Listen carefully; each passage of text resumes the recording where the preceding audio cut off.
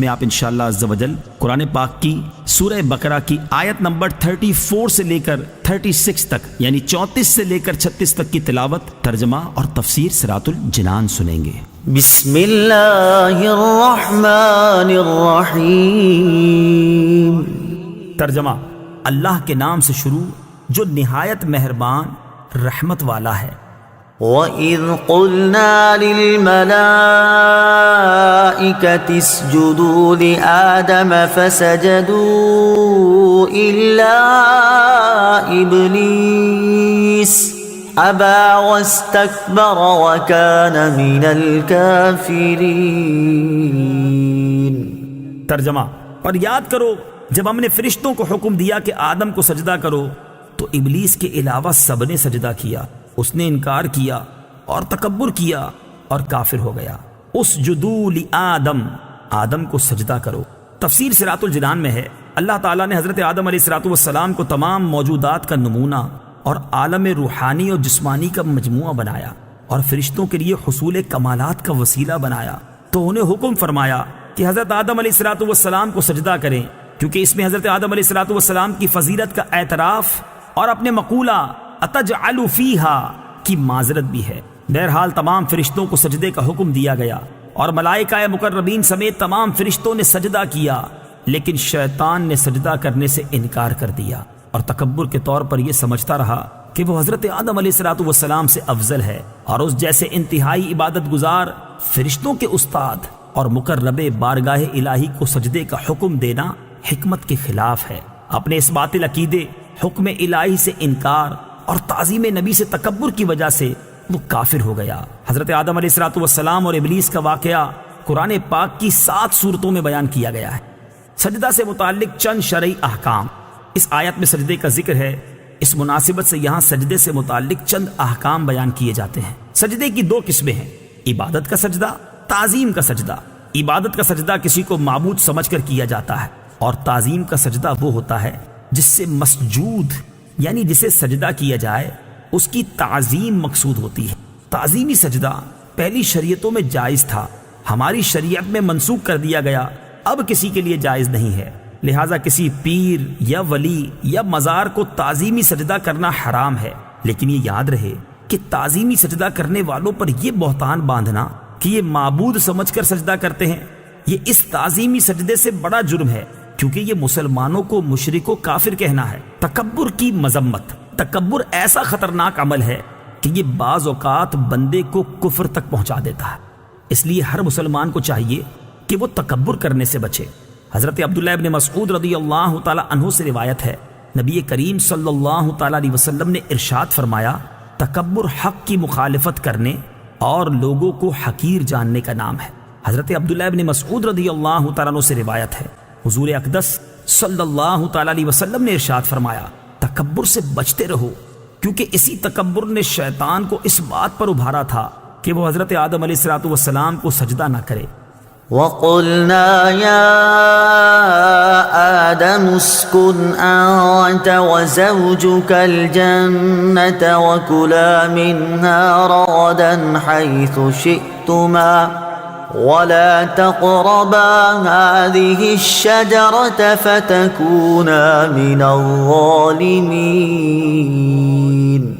فَأَزَلَّهُمَا الشَّيْطَانُ عَنْهَا فَأَخْرَجَهُمَا مِمَّا كَانَا فِيهِ وَقُلْنَا اهْبِطُوا بَعْضُكُمْ لِبَعْضٍ عَدُوٌّ وَلَكُمْ فِي الْأَرْضِ مُسْتَقَرٌّ وَمَتَاعٌ إِلَىٰ حِينٍ۔ ترجمہ: اور ہم نے فرمایا، اے آدم، تم اور تمہاری بیوی جنت میں رہو اور بغیر روک ٹوک کے جہاں تمہارا جی چاہے کھاؤ، البتہ اس درخت کے قریب نہ جانا ورنہ حد سے بڑھنے والوں میں شامل ہو جاؤ گے۔ تو شیطان نے ان دونوں کو جنت سے لغزش دی، پس انہیں وہاں سے نکلوا دیا جہاں وہ رہتے تھے، اور ہم نے فرمایا تم نیچے اتر جاؤ، تم ایک دوسرے کے دشمن بنو گے اور تمہارے لیے ایک خاص وقت تک زمین میں ٹھکانا اور زندگی گزارنے کا سامان ہے۔ یا آدم اسکن انت وزوجک الجنہ، اے آدم تم اور تمہاری بیوی جنت میں رہو۔ تفسیر صراط الجنان میں ہے، یہاں سے حضرت آدم علیہ السلام اور ابلیس کا واقعہ بیان کیا گیا ہے، اور اس کا خلاصہ کچھ یوں ہے۔ حضرت آدم علیہ السلام اور ابلیس کے واقعے کا خلاصہ: حضرت آدم علیہ السلام کو سجدہ نہ کرنے کی وجہ سے شیطان مردود ہوا تھا، لہٰذا وہ حضرت آدم علیہ السلام کو نقصان پہنچانے کی طاق میں رہا۔ اللہ تعالیٰ نے حضرت آدم علیہ السلام اور حضرت حوا رضی اللہ تعالی عنہا سے فرمایا کہ جنت میں رہو اور جہاں دل کرے بے روک ٹوک کھاؤ، البتہ اس درخت کے قریب نہ جانا۔ شیطان نے انہیں وسوسہ ڈالا اور کہنے لگا کہ تمہیں تمہارے رب عز و جل نے اس درخت سے اس لیے بنا فرمایا ہے کہ کہیں تم فرشتے نہ بن جاؤ یا تم ہمیشہ زندہ رہنے والے نہ بن جاؤ۔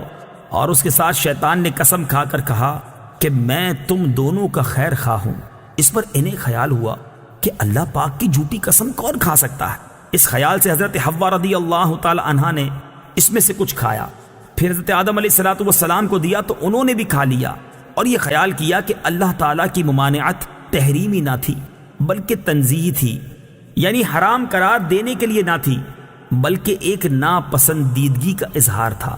یہاں حضرت آدم علیہ السلام سے اجتہاد میں خطا ہوئی، اور خطائے اجتہادی گناہ نہیں ہوتی، چنانچہ شیطان کے دھوکے کی وجہ سے انہوں نے اس ممنوعہ درخت کا پھل کھا لیا، اور پھل کھاتے ہی ان کے پردے کے مقام بے پردہ ہو گئے، اور وہ اسے چھپانے کے لیے ان پر پتے ڈالنے لگے۔ اس وقت اللہ تعالیٰ نے فرمایا کہ کیا میں نے تمہیں اس درخت سے منع نہیں کیا تھا، اور میں نے تم سے یہ نہ فرمایا تھا کہ شیطان تمہارا کھلا دشمن ہے؟ اس کے بعد حکم الہی ہوا کہ تم زمین پر اتر جاؤ، اب تمہاری اولاد آپس میں ایک دوسرے کی دشمن ہوگی، اور تم ایک خاص وقت تک زمین میں رہو گے۔ زمین پر تشریف آوری کے بعد حضرت آدم علیہ السلام ایک عرصے تک اپنی لغزش کی معافی مانگتے رہے، حتیٰ کہ آپ علیہ السلام کو اللہ تعالیٰ کی طرف سے چند کلمات سکھائے گئے۔ پھر جب آپ علیہ السلام نے ان کلمات کے ساتھ توبہ و معافی کی درخواست کی تو وہ قبول ہوئی۔ ایک اہم مسئلہ یہاں ایک اہم مسئلہ یاد رکھنا ضروری ہے، کیونکہ آج کل بے باکی کا دور ہے، اور جس کا جو جی چاہتا ہے بول دیتا ہے، یہاں تک کہ مذہبی معاملات میں اور اہم عقائد میں بھی زبان کی بے احتیاطیاں شمار سے باہر ہیں۔ اس میں سب سے زیادہ بے باکی جس مسئلے میں دیکھنے میں آتی ہے وہ حضرت آدم علیہ السلام کا جنتی ممنوعہ درخت سے پھل کھانا ہے۔ اعلیٰ حضرت امام احمد رضا خان علیہ الرحمۃ الرحمان فرماتے ہیں، غیر تلاوت میں اپنی طرف سے حضرت آدم علیہ السلام کی طرف نافرمانی و گناہ کی نسبت حرام ہے۔ ائمہ دین نے اس کی تصریح فرمائی، بلکہ ایک جماعت علماء کرام نے اسے کفر بتایا ہے۔ لہٰذا اپنے ایمان اور قبر و آخرت پر ترس کھاتے ہوئے ان معاملات میں خاص طور پر اپنی زبان پر قابو رکھیں۔ وَلَا تَقْرَبَا، اور قریب نہ جانا۔ اس آیت میں اصل ممانعت درخت کا پھل کھانے کی ہے، لیکن اس کے لیے فرمایا کہ قریب نہ جانا۔ اس طرز خطاب سے علماء نے یہ مسئلہ نکالا ہے کہ اصل فعل کے ارتکاب سے بچانے کے لیے اس کے قریب جانے سے بھی روکنا چاہیے۔ جیسے بچے کے سیڑھیوں سے گرنے کا اندیشہ ہوتا ہے تو اسے صرف سیڑھیوں پر کھڑا ہونے سے منع نہیں کرتے بلکہ سیڑھیوں کے قریب بھی نہیں جانے دیتے۔ اسی طرح بیسیوں کاموں میں علماء کرام اسی اندیشے سے منع فرماتے ہیں کہ کوئی فعل بذات خود منع نہیں ہوتا، لیکن اگر لوگ اس کے قریب جائیں گے تو ممنوع کا ارتکاب کر بیٹھیں گے۔ جیسے عورتوں کو قبرستان جانے سے منع کرنے میں یہی حکمت ہے۔ اسی سے پیر اور مشائخ کے فعل کا استدلال ہو سکتا ہے کہ وہ مریدوں کی تربیت کے لیے بعض اوقات کسی جائز کام سے بھی روک دیتے ہیں، کیونکہ وہ جائز کام کسی برائی تک پہنچنے کا ذریعہ بن سکتا ہے۔ فَتَكُونَا مِنَ الظَّالِمِينَ، ورنہ تم زیادتی کرنے والوں سے ہو جاؤ گے۔ ظلم کا معنی ہے کسی شے کو اس کی اپنی جگہ کے علاوہ کسی اور جگہ رکھنا، اور یہاں آیت میں ظلم خلاف اولا کے معنی